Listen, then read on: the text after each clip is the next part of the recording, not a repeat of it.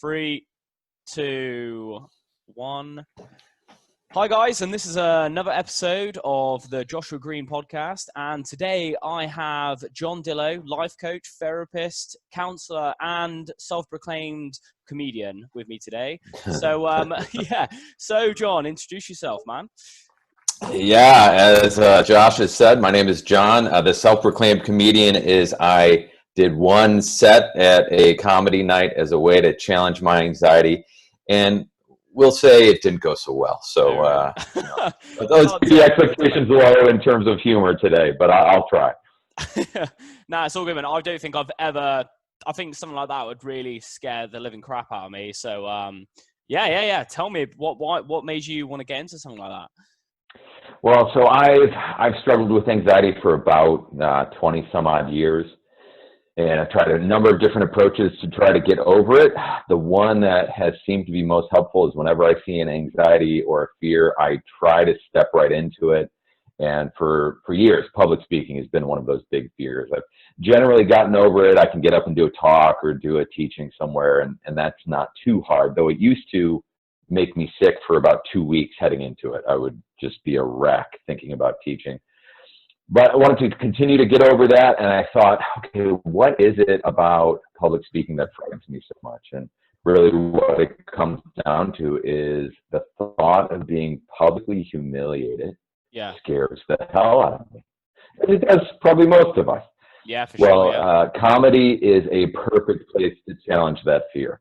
So I decided, I'm going to sign up for a comedy night, and I put some restrictions on it. I only gave myself 1 hour to prep. Wow. And got up and did it. Really? What was the reaction? I can imagine it was that was quite an experience, I bet.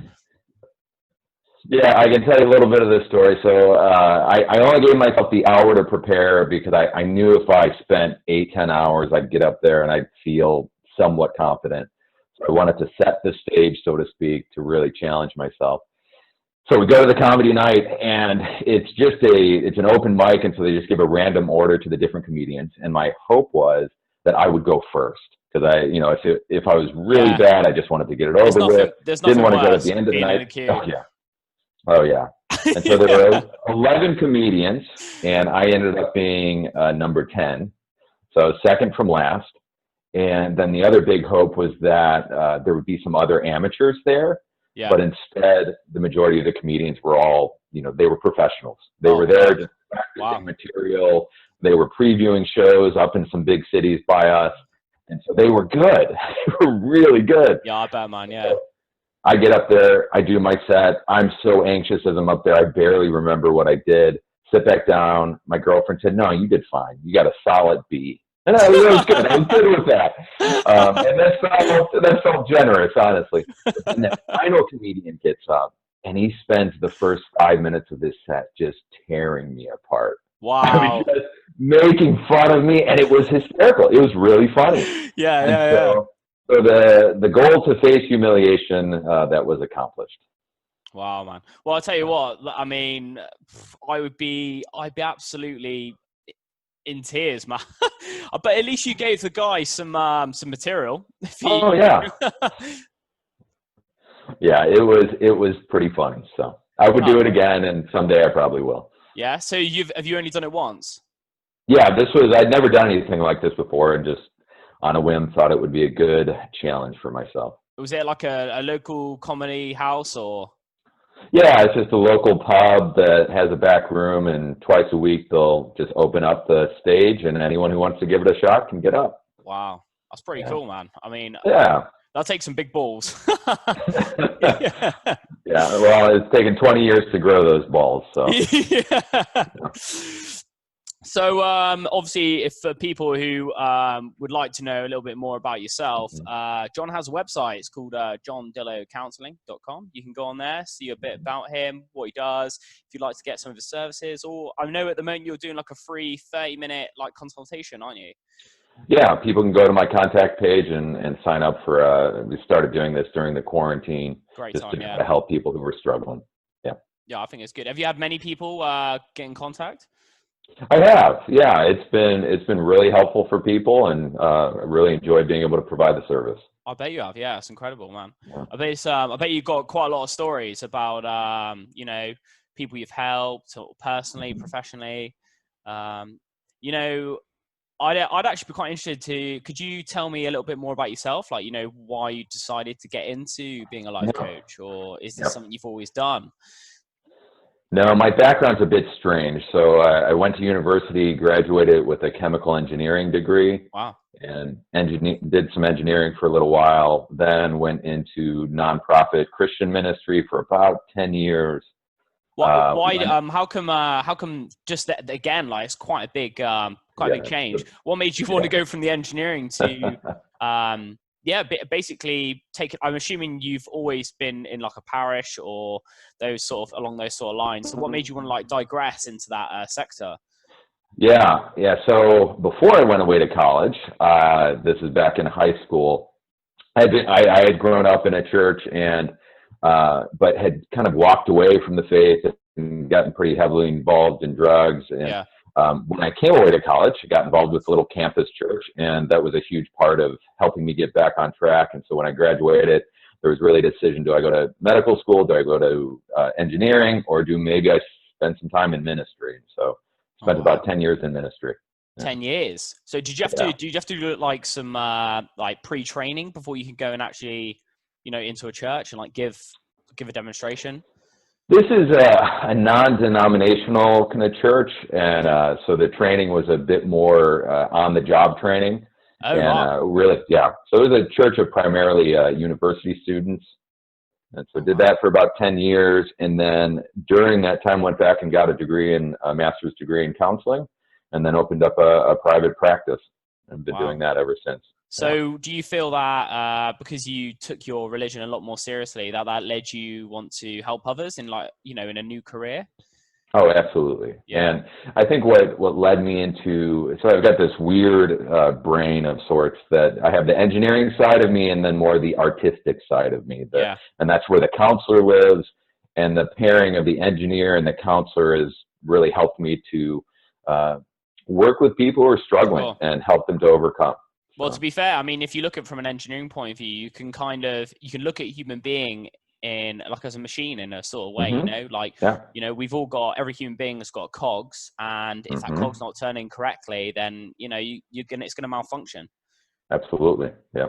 So, I'd love to hear more about, so how did you basically get into the life coaching? So Yeah. did you did you basically want to become a life coach, or did you want to become a counselor, or did it all happen at once? Hmm. Yeah. So it started out primarily wanting to become a counselor, and did that probably for the first 5 years. Wow. But what I've really come to conclude is that people, as they approach mental health, have too small of a picture, that they want to go from distress or illness back to normal. Right. And what I think people really need to be thinking about is, how can I go from mental illness to something spectacular? I was working with a bipolar client a few weeks ago, and they said to me, I just want to be normal again. And I just said, that's too small of a goal. Let's your struggle in mental health can be the platform from which you grow into something spectacular. So let's not stop at normal. Let's go and become something even better. And that's where life coaching came in, because when people think of a life coach, it's less focused on the pathology of mental illness and more on how can we succeed in life. And Yeah. that's really a lot of what I want to help both my coaching and my counseling clients do. That's beautiful. That's beautiful, man. Yeah. It sounds like a speech in itself. Yeah, I could start preaching. So Josh, Yeah. interrupt me, tell me to No, shut no, no, up. no, no. I And think yeah, I'm a great listener. So, uh, yeah, I mean, just you talking then, it's crazy how when somebody starts speaking like that, you start relating to yourself, even whilst yeah. you're preaching like that, you start relating to yourself. So, yeah, but that's amazing because, it's funny how that client that you said there, to them, that was probably quite a big goal. And you made them realize Hmm. that in a roundabout way that it's a small goal. And if they Hmm. changed the way they thought about it, then Yeah. it would make it seem more achievable. I guess is that Yeah. sort of what you were trying to do? Oh, absolutely. And if we think of overcoming mental illness as just getting back to normal, then we continue to stigmatize the illness or the disorder or the struggle itself. As I said, I've had anxiety for 20 years. 20 years. I hoped it would go away. Yeah. But yeah, I know I look like I'm about 25, don't I, Josh? Easily. Yeah. So, yeah. Yeah, thanks. Yeah, my girlfriend will appreciate that. So I've had anxiety for a long time. And there's days where it still feels like a hot sun in the middle of my chest. Yeah. It hasn't gone away, but it's actually made me more productive and more successful because I've learned how to function at a high level despite the struggle. Do you feel like you were this is something you were born with, or do you think this is something you've just developed because of life experience? Yeah, my take on that is it's typically a little of both for most people. Yeah. There's some genetic gosh, the word just escaped me. No, it's all right. There's some genetic component, but then the environment we grow up in is huge. I guess like any life experience, again, has can have a massive impact. If you had trouble growing up with your parents, maybe if they were abusive or neglecting, they neglected you, or even just like, in your job, you can get bullied or in school. And I guess it can all contribute to, that anxiety, that way of feeling, and how you go about making choices on a day-to-day basis. Absolutely. Yeah. So yeah, that's mad. I guess, the next thing I'd really like to ask you digressed earlier that you'd obviously suffered with anxiety for 20 years. Could you preach a little bit more on that, or? Direct my preaching so I don't just ramble on forever. No, Where would you like me to go with that, Josh? So is there any specific memories that you can remember that you thought, the world was going to end, or there was moments you thought like, were you in like in a dumpster, or was there like a pinnacle moment? I mean, we've all had them. Maybe one of the pivotal moments that shaped the way I viewed the world, and this is a story I tell often, so it's a very personal story, but it's one I'm very comfortable telling because I've done it many times, is when I was 5 years old, I was abused by a great uncle. Wow. And it was a one-time event, probably took about 20 minutes.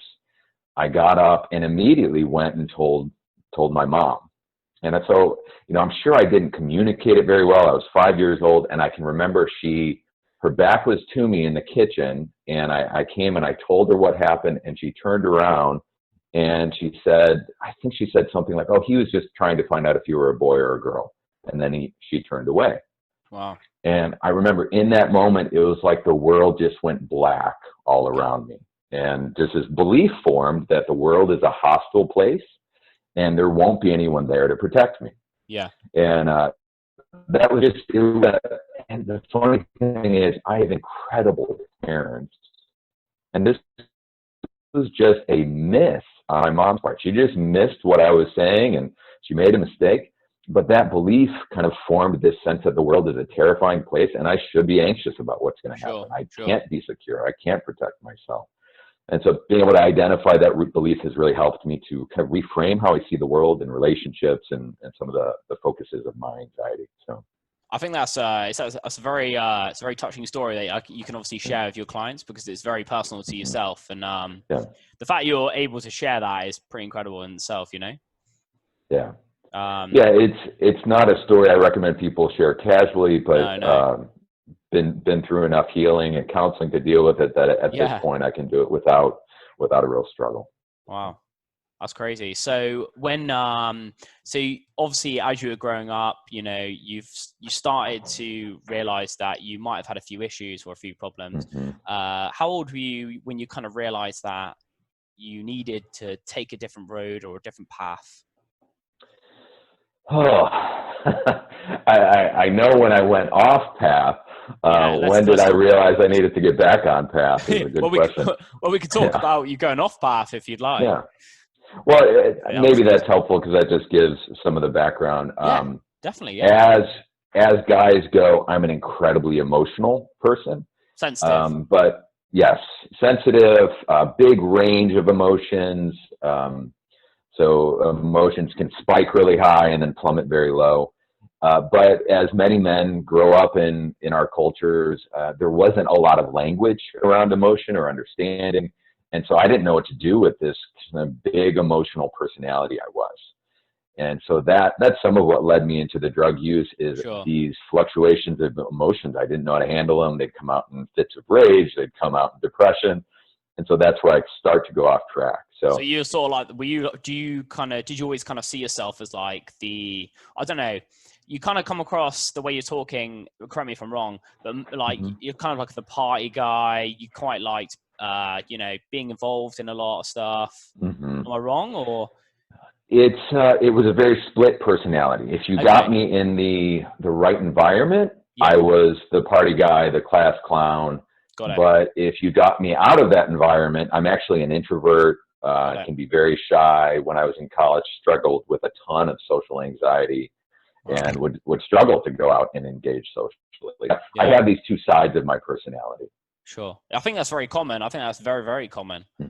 I can probably relate to that myself, going through my college years, definitely. Like, when you're at a party, I found myself changing the way who I am to fit in, which meant I know a lot of young people can relate to that.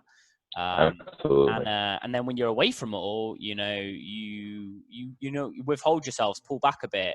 And I think that's when the feelings start to really hit, when you're alone and there's no one to hide, I guess, in a way, like behind. Yeah, and there's no distractions. There's no way to escape what's going on inside. Sure, yeah. So you were saying that you started to, when you were going to parties, you started to get involved with drugs. And that's where the depression and the anxiety started to come out more and more, probably in high school, and that continued on well into college, where the anxiety mounted to a point where literally I wouldn't leave my apartment except to go to class. And so it got really bad for a period of time. And that's where the ministry I was a part of was a huge help. That was something that God really used to help pull me out of that anxiety. What was the name of the parish or the ministry? It's a small group called Illini Life Christian Fellowship. Yeah. I'll put that in the bio, guys, so you can see that if you're nearby.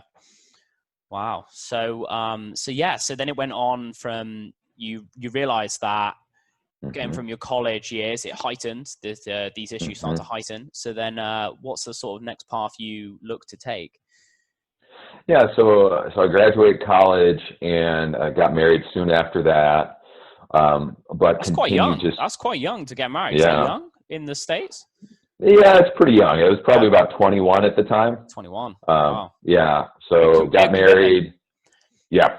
So got married and continued to work with the ministry, and would have relational problems with my spouse just because I was still growing up and maturing, and this anxiety and the depression would hit me. And so one of the things I did that was a real turning point is a pastor in our church and a dear friend. He just started to really, in a non-professional way, provide counseling. And so some of what I think helped me to become a good counselor is I've received so much good counseling over the years. Good mentors. Yeah, absolutely. Yeah. Is there any mentors that stand out that you'll always remember, or? Oh yeah, wouldn't be names anyone would know, of course, but dear friend Matt Wachowski, Greg Veneta, these are men who, with great strength and insight, helped me to grow into the man I am now. Wow. Do you still talk to them or keep in touch? Oh, absolutely. Yeah. Yeah. Wow. Yeah. That's cool. That's really cool, man. That's really cool. It's crazy because I think you're very lucky to find somebody, because a lot of people, they, I'm sure in the late hours of the night, they're tracing through Google trying to find help, and it's not necessarily the help they need, Yeah, absolutely. And I think that's the problem. There's not enough sources or not enough places to go and get help, or they feel like they're going to be judged, or you think the worst in your head, essentially, and the problem's already bad. So I imagine it just completely heightens when they're when they try to seek help. For sure. Yeah. So obviously you do this professionally as well. So you've now turned this this kind of a dark path into a bright cloud of heavenly help. and you've obviously started your own business. Yeah. So I don't know if all my clients would describe it as a bright heavenly help. It's just hell. It's like going to the dentist to go see Dillow. So yeah, so has it been how many clients do you have? Do you have quite a few, or? Generally speaking, I see between 20 and 30 clients a week, Wow. and that's more or less considered full time, Yeah. at least in the area that I work. I do some group work, and I do a lot of work via telecounseling. I mean, now with at least here in America, we're all shut in our homes, can't go out anywhere, so telecounseling is everything. But that's allowed me to do a lot of work overseas as well. Yeah. So have the people from overseas, have they found you like via your website or Instagram or anything like that, or? A lot of it's been Instagram, website, word of mouth. A lot of people have kind of moved overseas to work and have continued seeing me as a counselor, and then they'll tell their friends where they're at, and then that started some different counseling relationships. That's crazy. The power of word of mouth.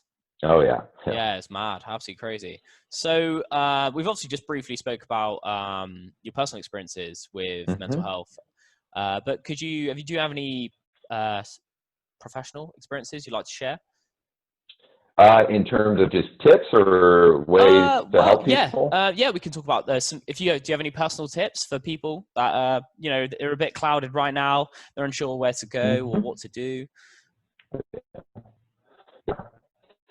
I think one of the big things, a starting point I take almost all clients through is just general emotional awareness. There was a study, and really the conclusion from the study is most people have about 3 or 4 emotional words that they can use.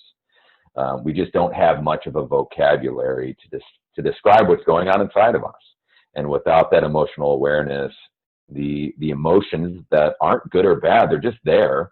They start to affect us in negative ways, though, because we don't know how to identify them, and so they exert influence on us without us even being aware of it. So that would be the starting point I tend to take people to.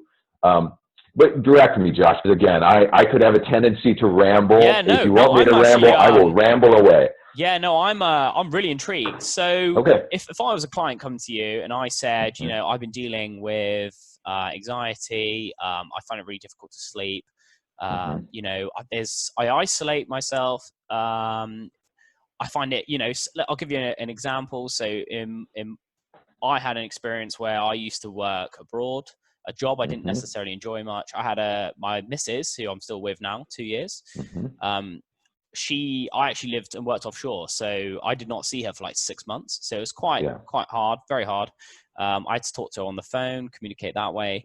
But it just really all got to me. The stress of work, the job I had was very long hours, and I had no one to talk to. I felt I couldn't talk to anybody. And obviously, if I came and saw somebody like you, what sort of, what would be like the process in which that we'd go through? Yeah. So given your exact situation where you're separated from your significant other, working long hours, dealing with anxiety and feeling definitely, it sounds like some isolation and loneliness. Yeah, massive. Yeah. Yeah. Well, the starting point would be, and Josh, you sound like a guy who has got some insight into himself, would be to make sure you understand what is going on beneath the surface. Yeah. That you can be in touch with whatever it is you're feeling, whether that's loneliness, fear, anxiety, the sense of isolation that can leave a person feeling powerless. And once we can identify those emotions, then it becomes an issue of helping you learn how do you relate to those. Are you trying to avoid them? Are you self-medicating? Are you just distracting yourself? Or are you allowing yourself to do the hard work to actually feel some of these more difficult feelings? And so people, we were not made to be alone. We were not made to be disconnected. And so when we encounter, let's say, loneliness, we tend to want to just numb it out in some way.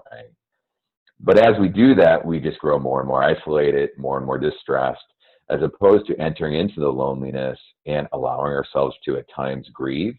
Yeah. One of the unpleasant disciplines I suggest to my clients is almost a discipline of grieving, that we can't ignore the buildup of sadness and sorrow inside of us, but instead we need to find productive ways to actually let that out in both written ways, but in very experiential ways where we experience the emotions of sadness. Wow. And typically a person, if they can, and we see this in some of the brain scans right now, when a person chooses to enter into grief, their body releases neurotransmitters that actually bring about comfort.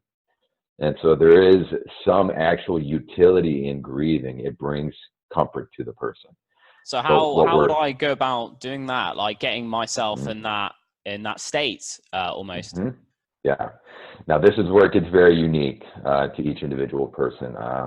For some people, it can be through writing. You said you were disconnected from your wife or maybe your fiance at the time. I can't remember if you guys were married. So it may start with some written communication where you're expressing that loneliness to her. Yeah. For other people, it needs to be something a bit more artistic. For me, I have a playlist on my phone that I just have titled Grief. And these are just songs that I've identified that if I start playing them, it's almost like they unlock the door to the storehouse of sorrows that might be inside of me. Okay. And so finding those different artistic avenues that kind of resonate in an emotional way. Poetry can be something for some people. Then other people, the way they get in touch with those harder feelings has to be more vocal, sometimes even violent.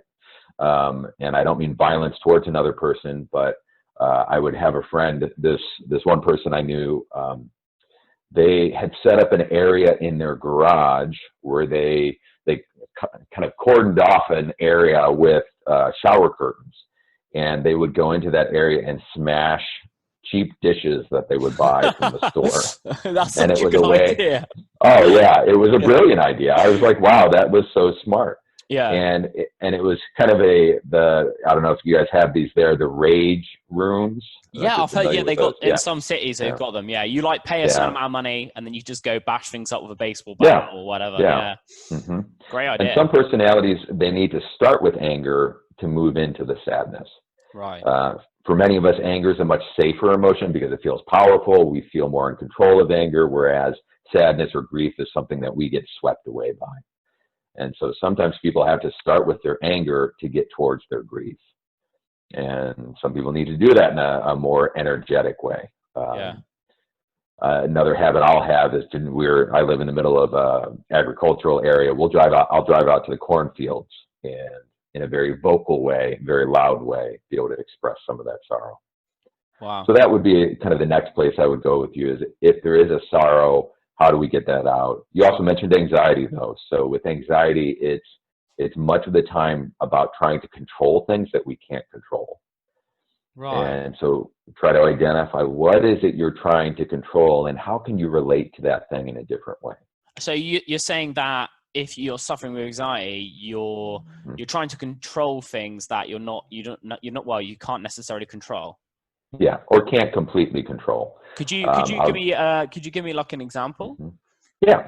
So we'll take social anxiety, let's say. Okay. Someone who struggles with social anxiety, the fear beneath it is I will look foolish, I will be rejected, I will be thought of poorly. It could be a whole slew of different things. Yeah. But once we identify the fear beneath the anxiety, then we can understand that I'm anxious about this because I'm trying to control or avoid that thing happening. Wow. And so then we can talk about, okay, what could we do in a very direct way? Me doing comedy was a very, very direct way to confront some of that fear. Yeah. But there's a much more gentle way to do that as well. And so we can go about it both ways. If someone was struggling with that social anxiety and was so frozen by the anxiety they couldn't even talk to people in public, our first step might be, next time you go to the coffee shop, I just want you to say hi to the barista. That's all you have to do. Just say hi. Small achievable goals. Small steps. Yeah. And then we slowly move it forward from there. Yeah. Wow. Have you worked with anybody that's had a very similar experience like that? Oh, absolutely. Yeah. Quite frequently, and both with social anxiety, where we'll set small goals like that. Is it okay if you can bleep me out when we're done, but there's one person. Worries, it's fine. We developed what's called a fuck it list. And they just, I love that. Yeah. Right. They just tell me about the fuck it list. Yeah. They wrote all their anxieties on the list of these are the things I'm anxious about. Yeah. And fuck it. I'm not going to let them control me anymore. And so just slowly over time, they picked the easiest one and they moved up the list to the hardest one. And they just said, fuck it, I'm not going to do this anymore. And so they just set these goals to, what I would say is, expand their capacity to have greater courage in the face of anxiety. Because we want anxiety to go away, but the reality is we live in an uncertain world. So anxiety and suffering are just part of it. Yeah. So instead of trying to make it go away, which actually shrinks our world, if I'm trying to avoid suffering and anxiety, I have to live in a very small world. Yeah. If I'm comfortable with anxiety and suffering, my world can expand to greater dimensions. And so as we overcome that list of anxieties, our capacity, our courage begins to grow. And so what might have been difficult at step one, to say hi to the barista, by the end of it, they're walking up to a gal at a bar and asking her out and getting her phone number, and they don't even think twice about it. Yeah. Wow. I actually, that's resonated with me quite a lot, actually. That's, it's so true. There's a lot of truth in that. There is a lot of truth. You know, it's like when you're a kid, you know, and you maybe your confidence isn't at all-time high and you're afraid of rejection. Yeah.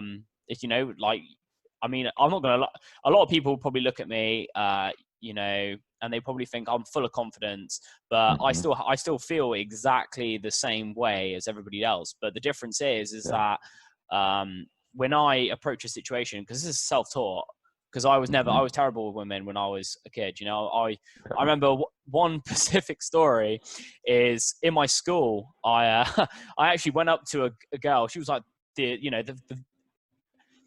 she was the most good-looking girl in school, I'd say. And I walked up to her. I asked her on a date, and she like completely just said no. And I was like, I was devastated. Yeah. I was absolutely devastated.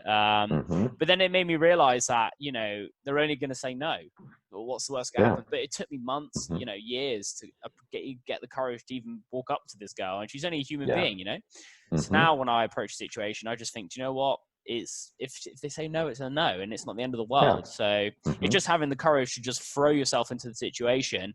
And if something bad does happen, think about it when it happens, you know. Because half the time it's all in your head, and it's, you know, it's not necessarily going to be as bad as you think.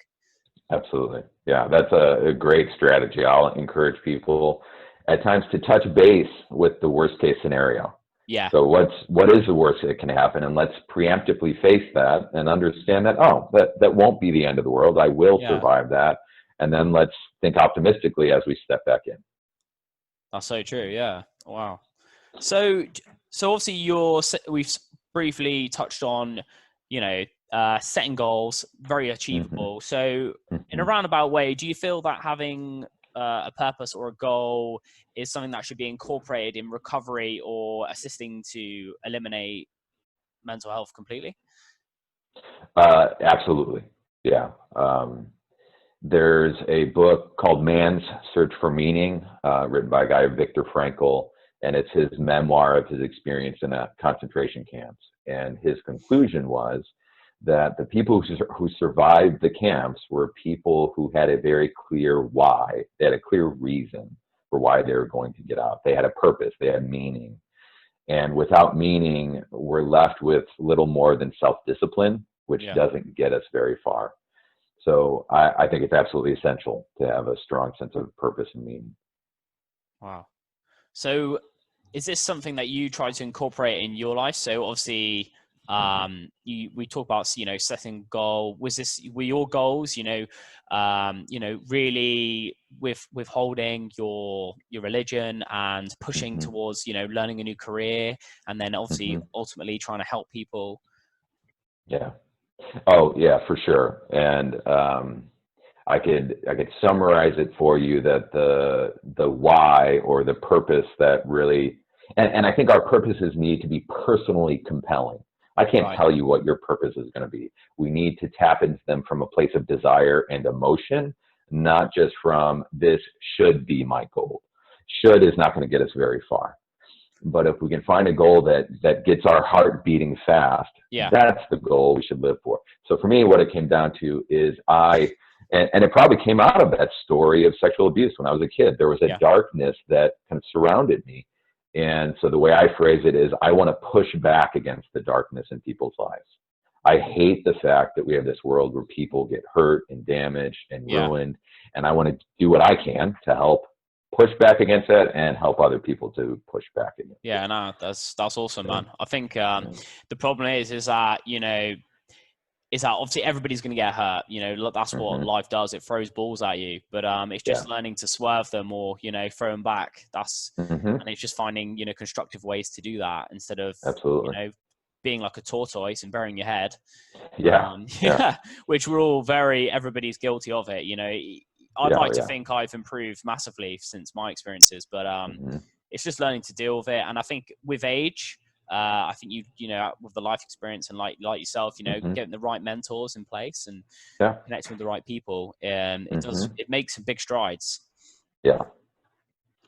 So do you feel that medication, what's your view on medication with regards to mental health?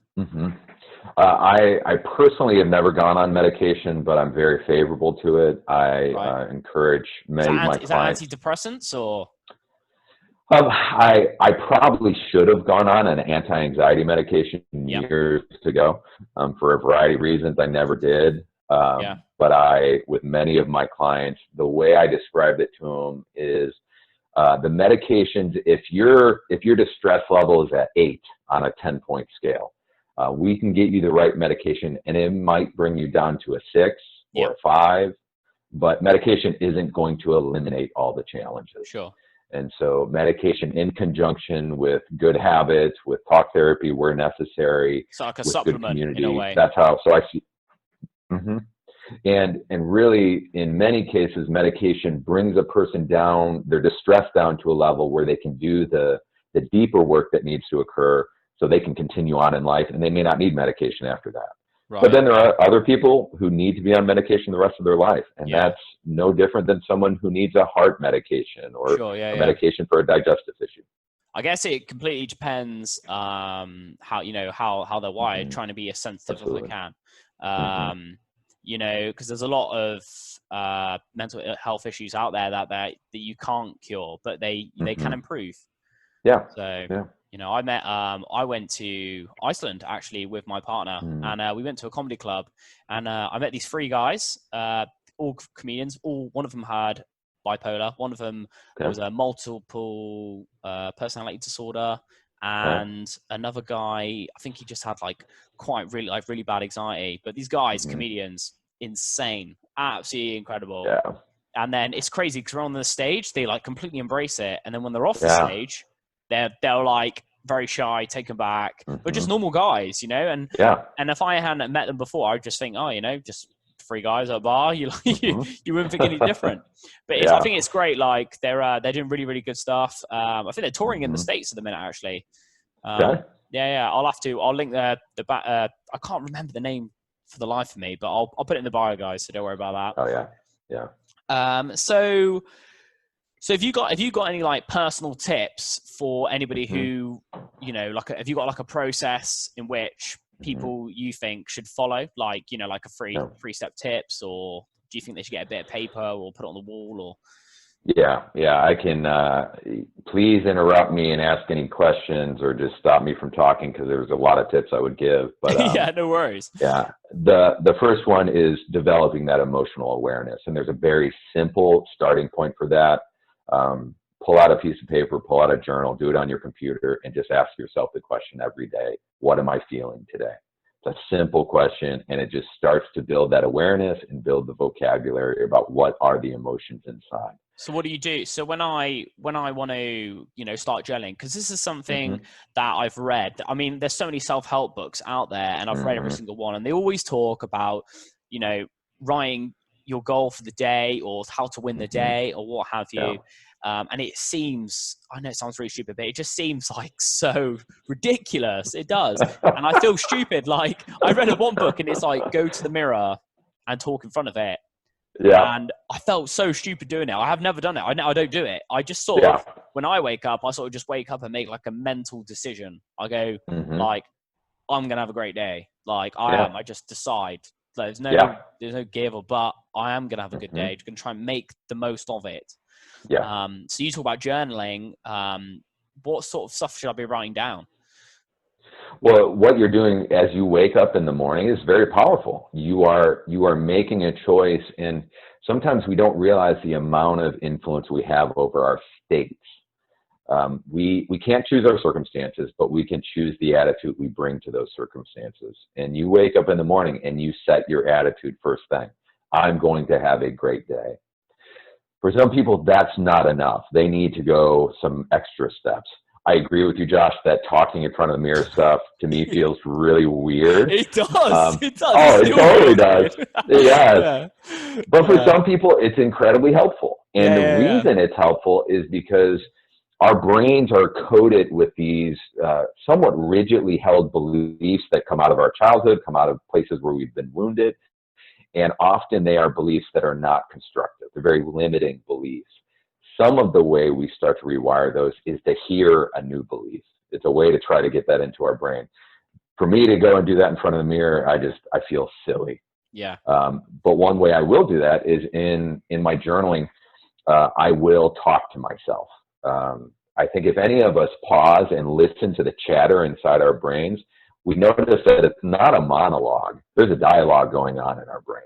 There's different voices. There's voices from our past that are shaming us for things. There's voices from our parents that we've adopted. There's voices that, very childlike voices inside us that kind of show up and speak as well. And so when I journal, one of the things I'll do is I'll look for the different voices and try to hear what they're saying in that moment. And sometimes I'll adopt a different voice. I'll take on that voice because I know I might need to kick my own ass that day. Sort of like almost you kind of like you put yourself in like the third party kind of. Absolutely. Yeah. If you were to see my journal, you'll see it. I'll be starting out and I'll be checking in with myself emotionally. Then I'll be talking about kind of what I'm hoping for the day. Then I might encounter some point of resistance where I'm feeling stuck or frustrated, angry, fearful. And then you might see a shift in person where I'll move to that third person and you'll see the sentence start out with John, and then I'll start talking to myself. Right. Okay. And it's a way to practice some self-coaching that can really help us to overcome some of these stuck points. Yeah.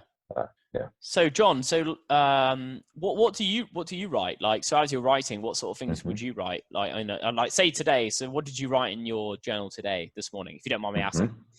Oh, no, I don't mind you asking at all. Some of what I wrote about today was this podcast. Oh, really? Because because I get really nervous in these things. Yeah, me too. Yeah. All right. Well, we're together in that. Yeah. And some of the problem is when I get nervous, I can go into performance mode and I start showing up and I try to make things happen. I try to force a conversation, and that usually never goes well. Yeah. And so I noticed that fear this morning, and I started, I turned to that third person voice and I reminded myself, John, you need to just show up and be who you are. Be yourself. A friend of mine in grad school used to say, be who you is.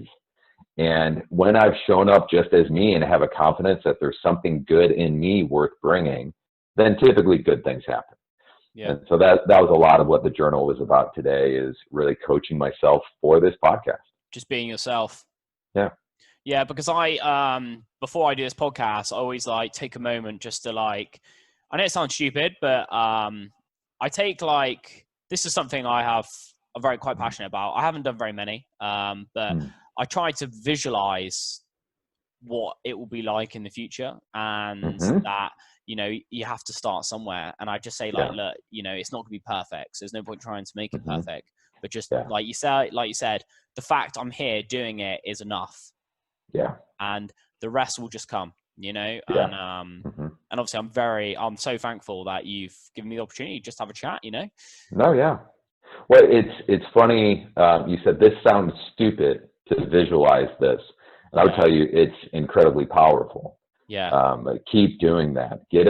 One of the things you'll find in my journal is I visualize what I want life to look like 5 years from now. And that's not because I think just that vision itself has some magical manifestation. I mean, you hear people talk about manifesting. Yeah, I was just literally just about to say, Yeah.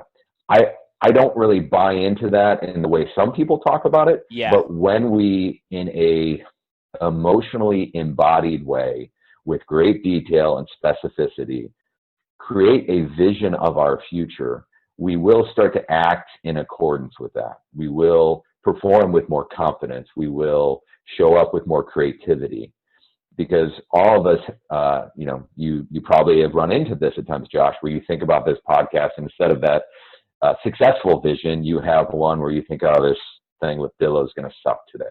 Yeah. It's definitely like a week before. Like, I know, because you're a very busy man, and it's crazy how just maybe the lack of communication, I'm not really sure. But then I feel like you've maybe got a bit of cold feet, or you're too busy, and then I feel like, oh man, it's gonna be really difficult to find other people because nobody's interested. But it's just a slow process. It's like a business, it takes time to people to find you and what have you. And these are all problems that everybody who's a business owner, including yourself, deal with on like a daily basis. You don't know what's going to happen tomorrow, but again, like you said, I try to visualize it, and then hopefully from there, just turning up is half the battle sometimes. Hopefully it will manifest into something. Yeah. And it sounds like you've given yourself permission to suck at times. Yeah. So what's giving you the freedom to fail? Yeah. And I think I've never, like, John, I don't know if, tell me if I'm wrong, but I feel like try and do something like this is I'm putting myself out there to fail so everyone can see. Does that make sense? Oh yeah, and absolutely. Just saying that, then I had stomach urges. It's weird. It's just feel like all those eyes on me, people that know me, they're probably looking at me now thinking, what the hell is he doing? Why didn't he just stick to building and just get on with it? But I don't know. For me, if I just stick to my day job, there's nothing wrong with my day job. I love it. There are parts I love, parts I hate, like any job. But I have to do something creative to fill that void, Similar to, like you said, you probably the engineering, there was probably a void that you didn't feel you were meeting. So it led you to find something in someone else. Well, and you're probably right. There may be some people out there who look at you and think, man, Josh, go back to your day job. But I can promise you there are people out there who say, I wish I had the courage that Josh had to get out there and do this. Yeah. And even your willingness to risk failing can bring inspiration to other people. And isn't that what our world needs? I mean, this world is just a mess in so many ways. And we need people to believe that they have something better to bring than just normal. We need people to step up. Step up and be spectacular so that this world can become a better place. I agree, Right. And that's I'm going to start preaching again, Josh. I'm going to back off. I love it. Do you know, I've never been to... You're kind. I'd love to go and actually see like a motivational speaker, but I've never had the opportunity, because where I live, funnily enough, I actually live in a place called Devon, which is very similar to where you live, I think, as well. So you live, whereabouts do you live? In Iowa? Is it Iowa? Illinois, Champaign, Illinois. Yeah. Oh wow! And is the town Devonshire? Oh no, I used to live on the street Devonshire. So you may have done some research on me, and that popped up. But as much as I cared about you. So. Wow. Yeah. Well, it's small world.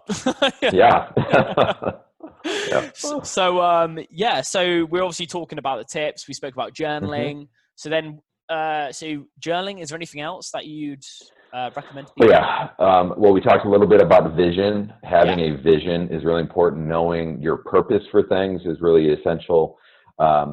What I try to help people discover is the emotional reason, the desire that they have to do something. Because all this, let's just take a simple one. I probably could lose 10 pounds. I should lose 10 pounds. That would be a good thing. Wouldn't we all? Yeah. Yeah, exactly. We all could stand to lose, a little bit of weight. Yeah. But when we sit there and say, I should lose weight, that doesn't motivate at all. No. But if I can find the desire, the reason why I want to lose weight, if I need to lose weight so I can be here I got 5 kids, so I can be here for my kids. Yeah. 5 so kids. I can with the same woman. Yeah, but Jesus, man. So do you sleep? Not a ton, but thankfully I can get by on a little sleep. Oh God. But if we can find the desire to do something, then it becomes a lot easier to do it.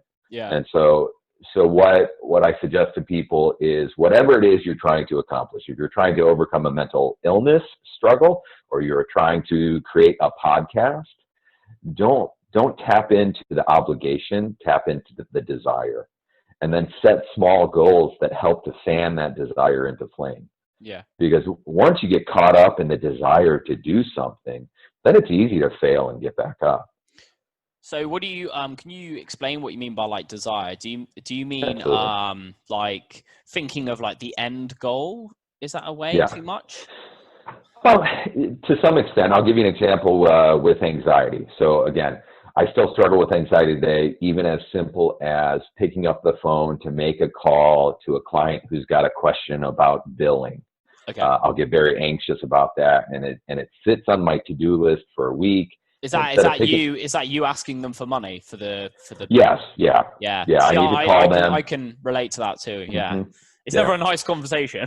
No, it brings up a lot of anxiety. And so it will sit on my to-do list for days and days and days, and it kind of floats out here. I know I need to call them, and it just kind of keeps pestering me like some kind of bug just biting my head. Yeah. And it drives me nuts, but I'm so afraid to make the call, I still don't make the call. So what I've done in terms of finding desire is I stopped and I said, how will it feel once I make the call? And I imagine, what does that feel like? Well, it'll feel like a relief. It will feel like this kind of pestering thought will go away. I'll feel accomplished. I'll feel relieved, and the burden that I've been carrying for this stupid phone call will be gone. So then I make the phone call, and lo and behold, all those feelings come about. So I stop and I really let myself kind of marinate to really relish those feelings. And that starts to build the connection in our brains where we say that good result, that sense of peace, I start to desire that. Right. And so the next time I have one of these silly phone calls to make, the anxiety is still there. I'm like, oh, these are hard phone calls. I don't like making these phone calls.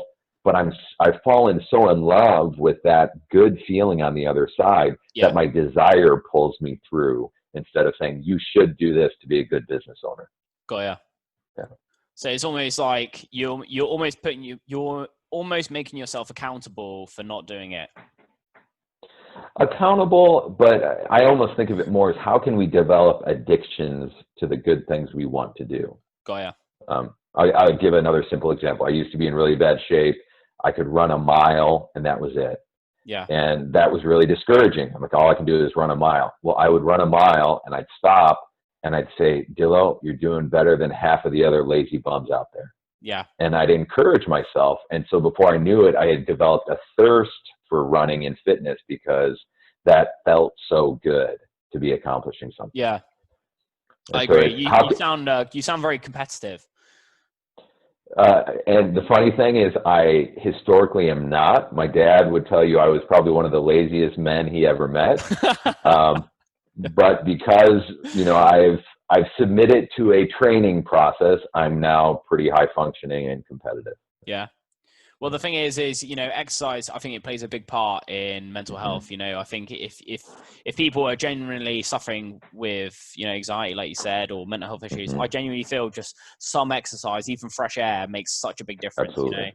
Oh, yeah. Being stuck within four walls is not good for anybody. Even a dog, and they sleep all day, but they still need to get out. Everybody needs to get out there and get some fresh air. Yep.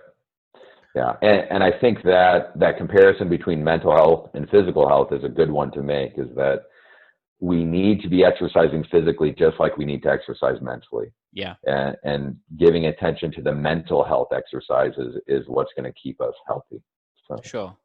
So the journaling actually sounds like a really, really big part in, the start of a recovery process. Mm-hmm. And so I mean, going forward on that, obviously we've spoken about the journaling, the goal setting, the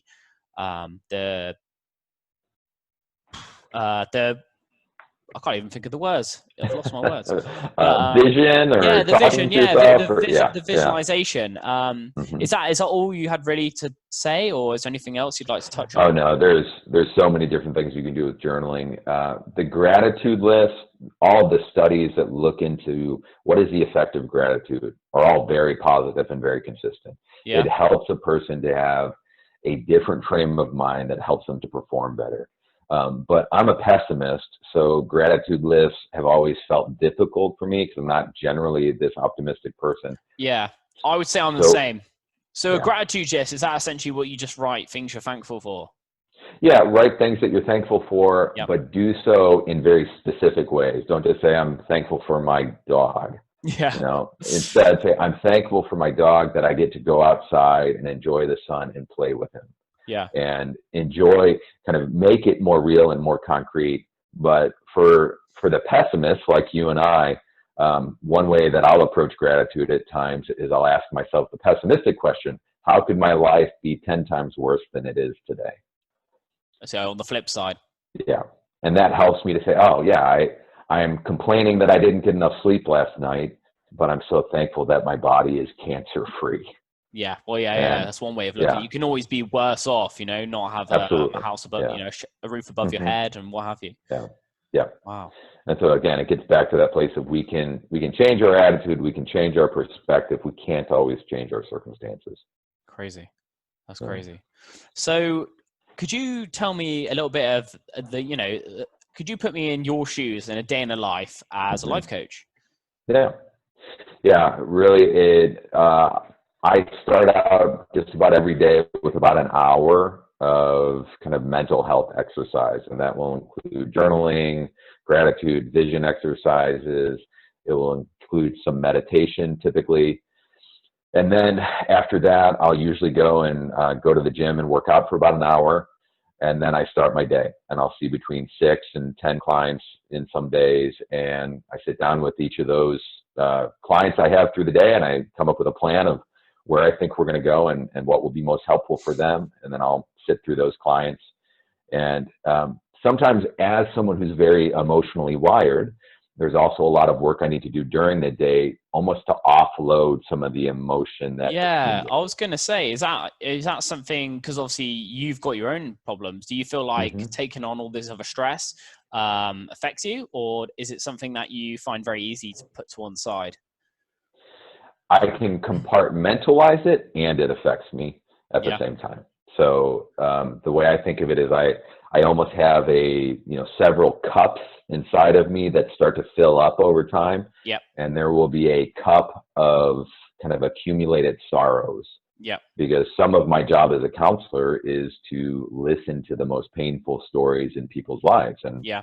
you can't do that without taking on some of that sorrow. Of course And not. so as that cup fills up, I have different ways of being able to empty that cup. And what sort of ways in which do you do that? Yeah. And that's where we get into that. I spoke a little bit about that discipline of grieving, Yes. where Yeah. Yeah. Yeah. so again, it all goes back to a certain amount of awareness. If I'm not aware of that cup filling up, it used to be my sorrow cup would fill up, and then I would turn to drugs, or I'd go and I'd get in a fight, or I'd Yeah. lash out in anger at someone. But now that I can notice that cup filling up inside of me, then I can stop and actually empty it in some healthy ways. And so for me, that playlist I referenced on my phone, I can pretty much turn that playlist on, and that cup will just come pouring out. Wow. And I will grieve and cry and get very loud in my morning. And typically after I do that, I get up and I feel more centered. I feel more available to the world at that point. I'm not Yeah. carrying this extra weight inside of me. So that's some of how it works for me. Have you is this something you've had to deal with any of your kids? Have you any? Is it have they had any very similar experiences or? What types of experiences? Well, obviously, I'm hoping none of them have gone down the drug road, obviously, Yeah. because Yeah. obviously, being the sort of dad you are, I'm sure you've jumped in there and explained the negative Yeah. effects very Yeah. quick. But I don't know, has any of your kids had like have you explained to them some ways in which that they can incorporate like journaling or keeping a diary and stuff like that from an early age? Oh, absolutely. Yeah. I was talking with my two youngest children just a few days ago, and was speaking to them about how do you deal with sadness. And the image I use, because they're 8 and 10, so they're pretty young. I said, guys, sadness is like carrying a very heavy suitcase. And you can do it, but it wears you out and it slows you down. And sometimes what you need to do is you need to share the weight of the suitcase with someone else. Yeah. And so you need to come and talk to mommy and daddy about the sadness you're feeling. Yeah. And you need to find some safe people who can help you carry it. So absolutely. My kids, they're funny because you can tell they were raised by a counselor. They talk in ways that I get this picture of them being in school and offering like life coach services. Their emotional vocabulary is a bit beyond their years, but hopefully that helps them. 100%. I mean, any experience is good experience, Absolutely. And I think I don't know what your views on it are, but I think this generation with social media and everything, I think mental health issues are definitely heightened than they were, 30, 40, 50 years ago. But it might be because nobody spoke about it or even brought it up. I'm not sure. How do you feel about it? Yeah, I don't know if we have a clear answer to that. Were the mental health issues 50 years ago just as frequent as they are today, but they just were never spoken about because there was so much shame and stigma? Sure. Or have they increased here recently? I don't think we really know. No. I think the good news is the stigma around mental health is starting to really fall. And people, and even your podcast here, Josh, you're doing a great service to our world and being able to talk about these things so that people, when they struggle, they can say, yeah, I can get help. I don't need to be ashamed of this. Yeah. Well, that's half the battle is, just this, it's accepting that you do have a problem and, that you need to go and seek help. Or just get yourself out of the situation, which is, for me, when I worked abroad, it seemed impossible. It really did at the time. And I pretty much had a mental breakdown. So I got to fly home from wherever I was, flew home. I actually flew home for like 2 or 3 days, but it was enough distance away from all the noise, just enough to actually hear my own thoughts, and actually make a decision. I was like, do you know what? This isn't good for me. I know this is not good for me. And I've been struggling for like 3 years doing it. And I knew it was, I was only there for the money. And that was the problem. I know a lot of people here probably listening will think that, money's their motivator. And don't get me wrong, money makes the world go round. And it also helps open a lot of doors, which I'm sure John will agree. But the problem with chasing money is that you'll always be chasing money. There's no final goal. There's always going to be someone who's richer than you. I mean, the guy I used to work for, so I told you I worked abroad. I used to work on super yachts. So my boss, I can't say his name, but he's a billionaire, probably one of the richest people in the UK. But I'm sure he had horrendous things going through his mind of all the people that rely on him and the amount of stress. But every day I used to see him doing yoga, and that was probably his way of like you said, the journaling, probably his way of starting his day, processing all these feelings and thoughts that he just, he wanted to start a day, clear slate, and then go forward with it, Yeah, absolutely. Yeah. Yoga, meditation, mindfulness are incredible tools. Is this something do you do any yoga, John, or? I do more mindfulness than yoga. I have done some yoga, but I find more mindfulness to be helpful for me. Sure. The deep breathing exercises, those are a part of my routine. Yeah, I find that. So, John, we're pretty much almost coming to the end of my questions. I know I'm like firing a million questions a year at the minute. Great. But I try to always ask one last question before I finish. And has anybody ever given you a piece of advice or something that always resonates with you, and you sometimes share it, sometimes don't, but it always resonates with you? Is there anything you'd like to share? Yeah, that quote from my friend in graduate school. He was a surfer down in Florida, and he would just say, "Be who you is." And oddly enough, that has always stuck with me. Yeah. It's just really helpful, and it really ties into some deep spiritual beliefs I have that God has made each of us in a unique way to show who He is to the world. And so you and I, we don't need to be someone else. We need to find out the great thing about ourselves and be that more. Right. Got So it. that's probably So one of the quotes so that the has stuck quote with me. is be who he is. Be who you is. I Oh, know it's not yeah. proper grammar at all. I told you he was a surfer and he spoke in Ebonics and he was kind of a strange guy. Is he a good friend of yours, or? I've lost touch with him since grad school, but Yeah. yeah, Be we who were he friends is. back then. All right. Well, John, thank you so much for taking Yeah. this time out of your busy schedule. What time is it over there right now? It's only 1 o'clock over here, so Oh, I've got a wow. lot of day in front of me. Yeah, Yeah. I imagine. So, yeah, honestly, thank you so much for coming on. And yeah, I hopefully will stay in touch, and I'll get you back on in a couple months or a year. I'd love to have you back on, and we'll chat a bit more about how Yeah, your I'd be business happy is to do going. it. Yeah. So, guys, that is the final part of this podcast. Thank you for John for coming on, and yeah, please like, comment, and subscribe. Cheers, guys.